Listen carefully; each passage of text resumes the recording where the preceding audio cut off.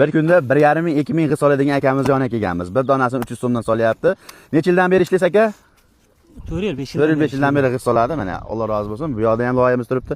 U naryoqda akamiz ishlashyapti.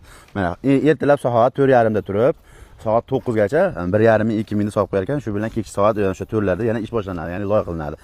Akalarimiz mehnati uchun bittadan like deb bosib qo'yinglar. Agar mana shu akamizga xizmatlaring bo'lsa, nomerini pastda qoldiramiz, aloqaga chiqinglar. Faqat obuna bo'lib qo'yinglar va like deb bosib qo'yinglar. Do'stlarga yuborib qo'yinglar. Bu akamizdan bir trendga chiqsa mana. Hali yarim yalang'och qizlarga like bosilmasa, mana shunaqa halol mehnat qilayotgan akalarimizga like deb bosinglar, akalar.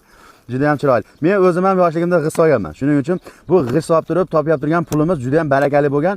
Haligi mana hozir bu misol akam 400 ming topsa, bir kunda 4 million topganda effektini beraveradi. Juda ham barakali. Shuning uchun rostdan g'isht olib turib, oyoqqa turib, nima deydi? Mana mendan ko'zga ko'ringan akalarimiz bo'lsa, bittadan like deb bosinglar. Tan joylar sog' bo'lsin mana.